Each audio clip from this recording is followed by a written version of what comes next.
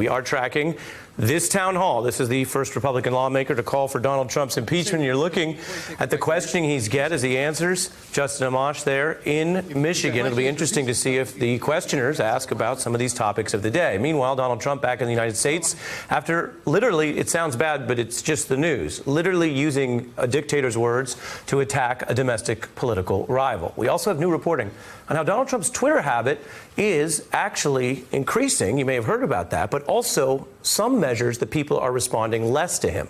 But we begin with, as mentioned, this picture right here, something you don't see every day in American life, a member of the president's political party, Justin Amash, having his first public appearance since he basically endorsed impeaching, or at least holding impeachment hearings for the president and his party. This is Grand Rapids, Michigan. Today, he tweeted that Barr has so far successfully used his position to sell the president's false narrative to the American people. This will continue. This will continue if those who have read the report do not start pushing back on his misrepresentations and share the truth. Amash is alone among Republicans in Congress at this point, but there are, and we've been counting now, 38 Democrats open to beginning impeachment proceedings. Why do you think you can't convince a majority of House Democrats that it's time to impeach him? No, I think it is moving towards that. It's going to demand it. It already is. Impeachment is a political act, but I'm one of those who believes that we will inevitably have an impeachment proceeding. Inevitable is a strong word. Activists, meanwhile, are ramping up pressure on Democrats in Congress. There's a progressive group with 2.4 million members that is launching a new bid to push Democrats in Congress to begin the impeachment hearings. This is what Speaker Pelosi has said is not necessary yet. Senate Republicans vowing to quickly quash any impeachment charges were they to receive them. Senator Graham saying it would be quickly disposed of. Republican Senator Cornyn says it would be defeated. Or take a look at Senator Tillis, who calls all of this a, quote, purely political exercise. Now, in a moment, I'll be joined by a former Republican lawmaker who disagrees with his party and is also saying it's time to address what he calls an illegitimate presidency. But I begin with New York Times columnist Michelle Goldberg and Sean Elridge, founder and president of Stand Up America, the group advocating impeachment. Good to have you both here. Thank you. Thanks for having me. Why are you doing this?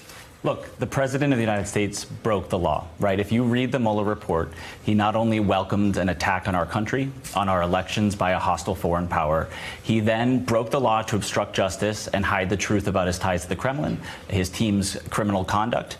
And the Mueller report is very clear that it is up to Congress to hold a corrupt president accountable. You know, you may have seen that over 900 former federal prosecutors said that if Donald Trump were not the president of the United States, he would be charged with the crime of obstruction of justice. And I don't believe that anyone in our country is above the law.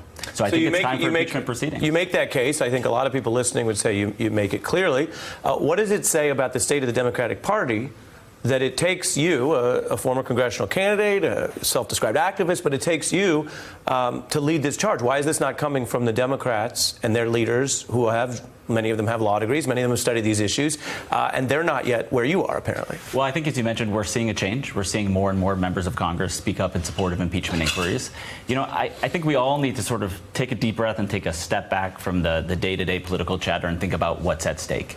I know we're going to talk about the political consequences of impeachment, and I know there's a lot of fear around that decision. But at the end of the day, if we don't act, we are telling Donald Trump that it is okay to break the law. We are telling future presidents that it's okay to abuse their power. You know, when I think about impeachment, I don't think about Nancy Pelosi. I don't think about Mitch McConnell. I think about my 1.5-year-old son who doesn't know who Donald Trump is, who's going to go to school and learn about this man who was our president, who broke the law. He's going to learn about the Mueller report, and then he's going to learn about how our country responded. I want my son and future generations to learn that the American people and Congress stood up and said this is not okay. And before I bring in Michelle, who's written a lot about this, just on the activism you're pushing, will there be any consequence for Democrats who don't do what you say is the right thing? I think that there are huge consequences of inaction, not just emboldening Donald Trump, but I run a progressive organization with over 2 million community members across the country.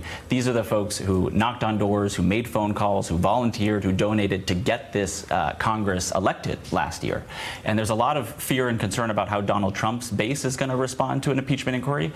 I think that we should also be concerned about how progressives want these elected officials to do their job. They don't want to elect people who are going to govern by fear. They want to elect people who are going to govern by principles and protect the rule of law. Yeah, I mean, to me, the kind of one of the biggest problems with with the refusal to impeach, and one of the dangers in Democrats refusing to impeach, is that it's so disingenuous, and everybody can see it's disingenuous. It is so obviously driven by fear of backlash, right? Nobody out there, I think, believes that the majority of Democrats in Congress actually don't believe that Trump merits impeachment or that he's committed crimes or impeachable offenses, right? They kind of know that it's a purely political. There's actually nothing more purely political than the refusal to impeach. You're arguing that the members of Congress who are holding back are full of it. I think that, well, look, I think that worrying about emboldening Donald Trump is a legitimate thing to worry about. And so I think that they, are kind of concerned about the future of this country, just like everyone else is. But I think that their calculation is sort of transparently political, like I said. So it's almost like we're sitting here at a table in New York, and you almost feel like, well, that's interesting. What if we had a sitting member of Congress right here to respond to you? Well, so I was, I went to a conference last week. Right. Oh, okay. Well, look, let me ask. I'm breaking the fourth wall because he's been patiently waiting. I want now to introduce you for further response to Michelle. This is former Congressman Steve Israel from New York. He is now the director of the Cornell University Institute of Politics and Global Affairs and basically knows a lot about what your caucus is up to.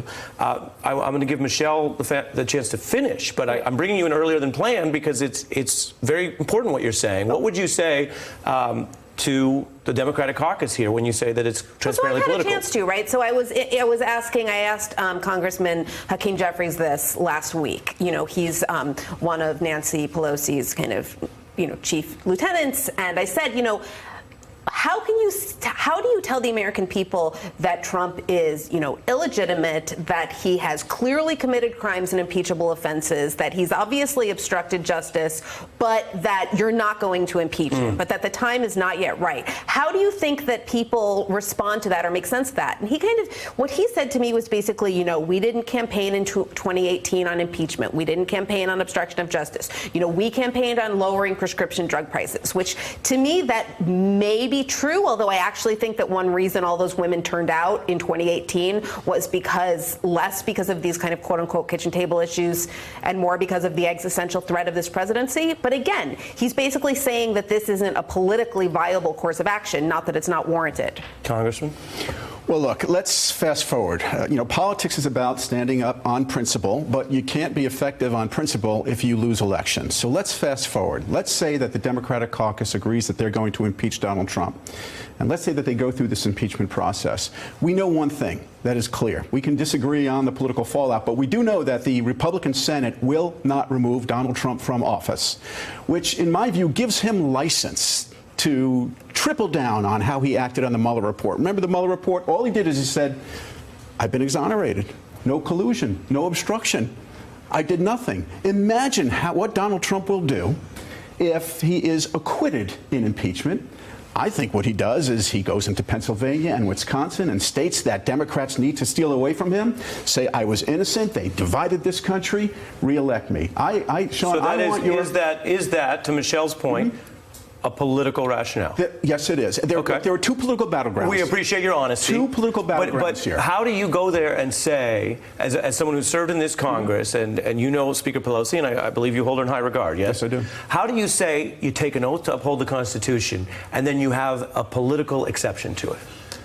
We should let the facts go where they may, which is why you have these multiple investigations. And if, in fact, these investigations reveal that there is, number one, impeachable conduct, and number two, a consensus, it doesn't have to be a majority of Republican senators, but maybe there'll be several more than Justin Amash by himself. If there is that consensus, then maybe impeachment is an option. I just worry, to Sean's point about his 1.5-year-old baby. Look, I don't want to set the precedent. I get the precedent, Sean, but what I worry about is I don't want your 1.5-year-old child to have 4 more years of Donald Trump, which I believe. Let me finish. Not only 4 more years of Donald Trump, but a Republican rubber stamp majority in the House and the Senate. That gives us a very different kind of country. Do you want to tell us, and you don't have to, do you want to tell us your child's name? His name is David. And we can talk about David. We don't have to keep saying 1.5-year-old child. And I don't want David to be just a side note in a news debate. I don't want that for David. It's a joke. I think that we there are a lot of assumptions. There's a lot of people saying we know how an impeachment inquiry is going to impact the 2020 election. The answer is respond. I'm going to moderate this carefully. Yeah. Respond to exactly what the congressman said. Wait. Wait. The congressman makes a specific assumption that many viewers, I think, would understand. That's why this is a hard debate, even if you are concerned about what's in the Mueller report. The congressman says the Senate would acquit. Do you disagree with that? So I think there are two important points here. One, we need to set a historical marker down and say this behavior is not acceptable. Meaning even if you grant his point and they would acquit, you still believe that? Yes, and I don't know why we're so afraid of an election in which we might have one party says that no one in the United States of America is above the law, and the other party says actually we believe in cronyism, we believe in corruption, we think the president is above the law. I'm not afraid of that debate. Of course we have to talk about health care. Of course we have to talk about working wages and growing our economy. But let's not be afraid of a debate that's about Michelle, and then the Constitution. Okay, so I would say I also have small children, but who are old enough to know who Donald Trump is and who are genuinely scared of him, and it breaks my heart that he's their image of what a president is. There's nothing that fills me with greater horror than the idea of re-electing Donald Trump. But I just don't understand why people are so sure that having months-long dramatic having months of dramatic congressional testimony and hearings, then you're going to have this kind of show trial in the Senate that they're going to dispose of very quickly. I understand that they're not going to remove him, but I don't understand why anybody thinks that these months of televised dramatic hearings where the country is going to be riveted is going to help Donald Trump. And as it is now, he's completely emboldened by the refusal to impeach. So imagine if we don't impeach and then he's reelected, and then kind of Democrats have to face the humiliation of their own cowardice. We should ask the 40 Democratic members of a House Democratic majority what they think, because they're the ones who are doing the town hall meetings. They're the ones doing the supermarket Saturdays. And I talk to them frequently. You know what they tell me? In those 40 districts, which were flipped from Republicans, their constituents aren't talking about impeachment. They're talking about Medicare. They're talking about prescription drug prices. They're talking about Trump's behavior. If in those districts, if the narrative is dominated by impeachment, you lose the majority, I believe. And one more point. In terms of the presidential election, look, this is a quintile election. 35% of the electorate locked in for him, 45% locked in against him. This is going to be the 20% that haven't made a judgment. You're saying, that 20% you're saying some of what not, matters. You're saying some of what matters is what your colleagues, and again, you're here. You did this job, and you're in this caucus. You know these people. You're saying it's what they're hearing at the town halls. I'm being told, my producer, we told folks at the top of the broadcast we would bring anything interesting out of the Justin Amash town hall, which is happening right now.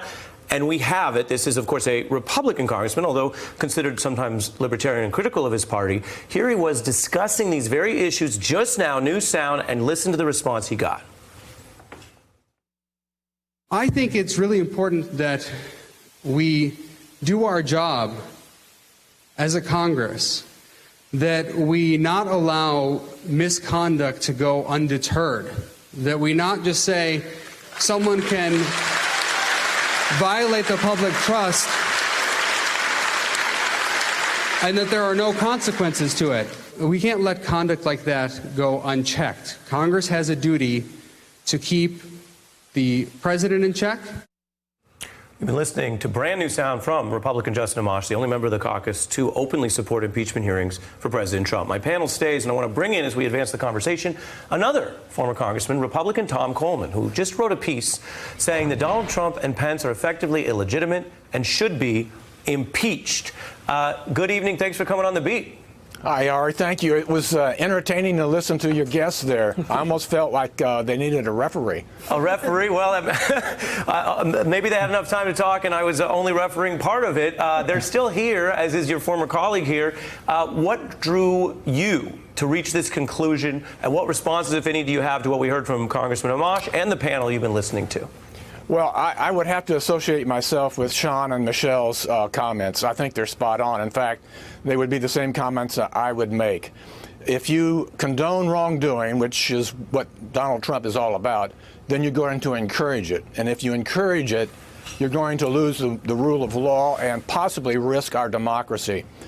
I don't have a 1.5-year-old, but I have 3 granddaughters, and that's good enough for me. I mean, David to is the take fifth. my case as David well. David Elridge or David Eldridge, you got it. David Elridge is definitely the extra booking we didn't know we had tonight. But Congressman, you're speaking about the generations that follow us, which is what was brought up. You are known to many who followed Congress as, I think it's fair to say, extremely conservative. Fair? No, I would consider myself a middle of the roader. I had a Democratic district that as a Republican, I had to, get reelected in. So what was your NRA rating? I couldn't have been too conservative. Or what was your NRA rating? The NRA ended up defeating me because I voted for the Brady bill. But didn't you have a good rating? No, absolutely No? not. I had Okay. I had an F rating. You had an F.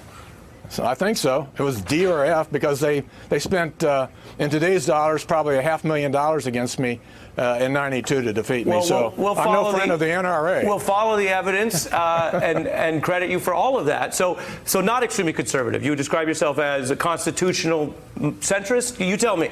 Yeah, a centrist. I was not a bomb thrower. I was not of the Gingrich group. I got things done because I worked with Democrats. So compromise is not a dirty word to me. But I really think, and I'm so glad to hear the discussion here today about the reasons why we should go forward on impeachment. And I don't think you need to put out a big bulletin board and say impeachment's beginning. Have these hearings. Mr. Mueller has to come up. He has to have a complete testimony in public. He may not want to do it. He may not like doing it. But I do believe he owes it to the country and future generations to put a face on this report and answer questions from the members of Congress. It's 430 pages, and nobody's going to go through it unless you're in Congress or perhaps in the news media, all of it. But there's enough in there for impeachment. It's abuse of power. It's the obstruction of justice. It's the collusion. He says there's collusion in there. It's coordination, cooperation. When your campaign manager sits down with a Russian intelligence asset in New York and gives them the polling of your campaign and a strategic document on how to win the Midwest states, and that's exactly what they do, you've got some collusion going on, and it's wrong, and Congress needs to step in and have these hearings. And if it becomes evident that he should be impeached, then pursue that. Well, I think he raises an extremely important point, which is most Americans have not read the Mueller report. I don't think most members of Congress have read the Mueller report. That's part of why these impeachment hearings are so important. We need to air the evidence for the American people. They need to hear for their own eyes, see with their own eyes, and hear themselves Trump's criminal conduct. The reality is, if anyone else in our country did what Donald Trump did, they'd be heading to jail. They'd be indicted. And so we need to lay out that criminal conduct for the American people. Well, yeah, I think that the point of impeachment hearings is not that we think we're going to remove Donald Trump before the 2020 election. The point of impeachment is to have these hearings, to have this kind of systematic laying out of the evidence, not just of his obstruction, and I agree, collusion with regards to Russia and the cover-up with the Mueller probe, but emoluments, abuse of power, all sorts of.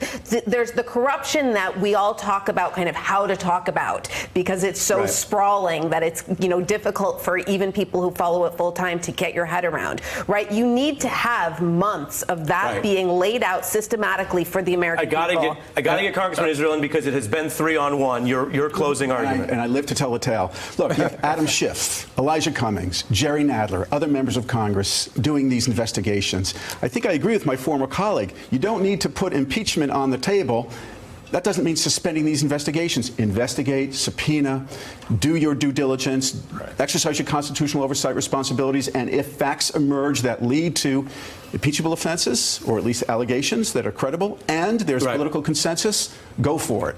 Hey, I'm Ari Melber from MSNBC. You can see more of our videos right here, or better yet, subscribe to our YouTube channel below. You could have been anywhere in the world, but you're here with us, and we appreciate that.